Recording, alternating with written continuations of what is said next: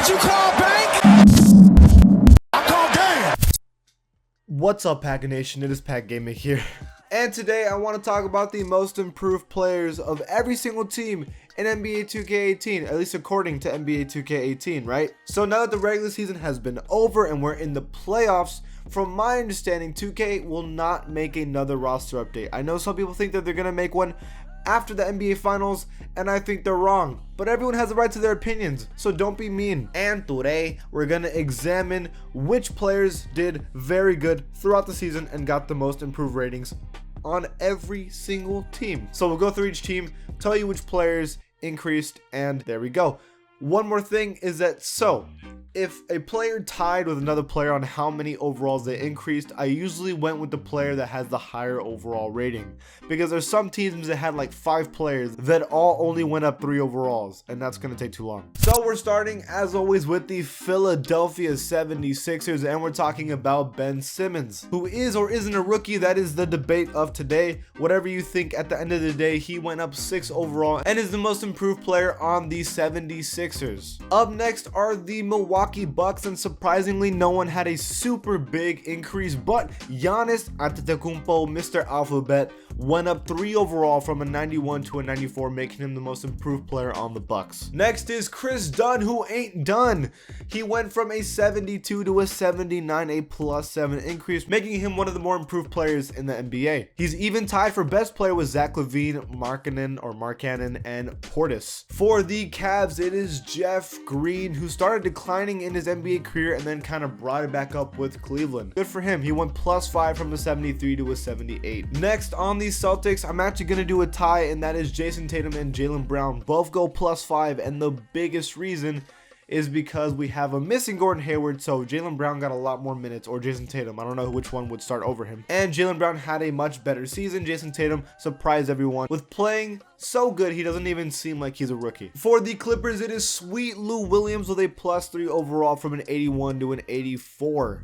And that's really it when it comes to this team. No one else had that much of an increase. Another tie, that is right. We have the Brooks, the 2 Brooks on the Memphis Grizzlies. It is Dylan Brooks and Marshawn Brooks. Both go +7. Marshawn Brooks from a 67 to a 74, and then Dylan Brooks from a 68 to a 75. Quick maths. For the Hawks, it is rookie John Collins from a 73 to a 78.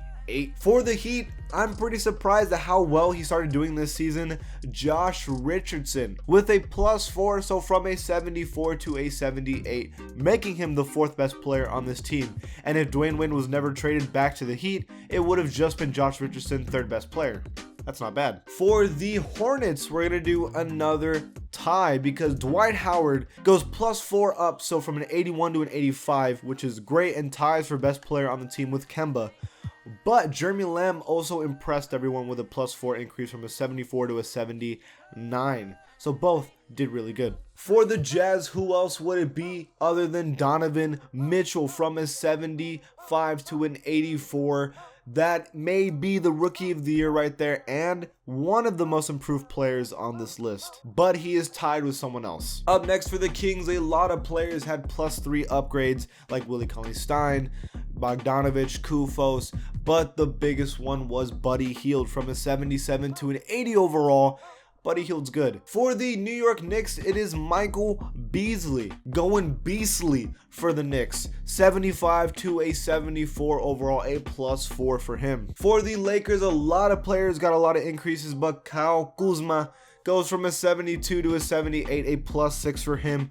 Kuzma is really fun to watch play. He's only 22 years old, and he was probably easily the biggest steal in the draft this season. For the Magic, it is Aaron Gordon from a 78 to an 81, +3 for him. They had a great start to the season and then just kind of fell off, but he's still good. For the Mavericks, Dwight Powell from a 73 to a 76. Look, even Powell is impressed with his increase. He's looking at his rating like, oh. Spencer Dinwiddie, your boy, +5 with the afro and the goatee. He was a 73, now a 78, and I like using him in 2K. He's fun to use. He hit like 3 or 4 game winners in the regular season. I like Spencer Dinwiddie. He's only 25 years old. Hopefully he gets better real soon. For the Nuggets, I really thought it was going to be Jamal Murray or Gary Harris, but I was wrong. It was actually Trey Lyles from a 74 to a 78. I agree though, he came out of nowhere. being really good, really fast, and he's only 22. He was with the Kings. Imagine if the Kings kept him, they would have had a good young power forward. And again, tied with the most improved player on this list, it is Victor Oladipo, probably most improved player of the NBA.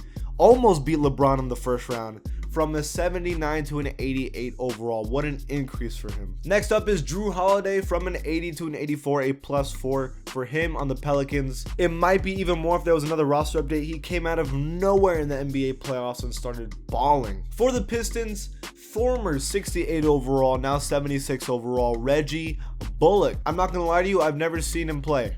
I don't think I have, but he increased. I don't know what to say about him, not gonna lie to you. For the Raptors, Fred VanVleet. He was a 69 and now is a 76, so a +7 for Fred. That's good for him. For the Rockets, one of the most controversial players on my roster updates, it is Clint Capella, who's been like an 86 almost the entire season, but he had started the season as a 79 overall and now is an 86, easily the third best player on the Rockets. I understand that he's a great defender. He can score in the paint.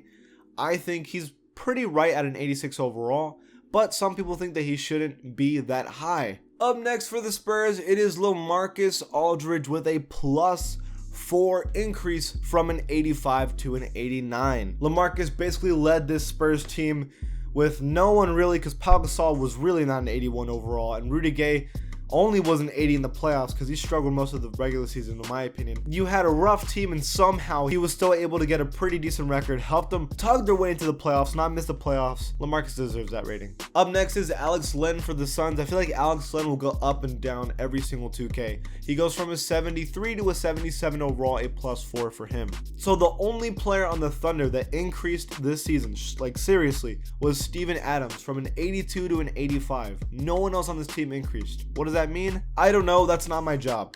Speaking of a team that got no one who got an increase except for one player, it was also the Timberwolves. Nemanja Bjelica yeah, goes from a 72 to a 75 +3. Again, the only player on this team that got any kind of increase, which is weird. For the Portland Trailblazers, the wonderful wizard Shabazz Napier goes from a 71 to a 76, a +5 for Shabazz. For the Warriors, I'm pretty surprised. Jordan Bell, +7 from a 69 to a 76. He's licking his lips because he knows. He knows. And finally, for the Wizards, it is Thomas Satoransky, who became good out of nowhere, mostly because John Wall was injured. So he got to prove himself. He was a 70 overall, now a 77. And that is the list, guys. That is every single player who was the most improved on every single NBA team. Did I miss anyone? Leave it in the comments below. And do you agree with this list? Let me know. If you like my channel, please give it a sub and help me get to 60,000 subscribers. I'll see you guys next time. Did you call back?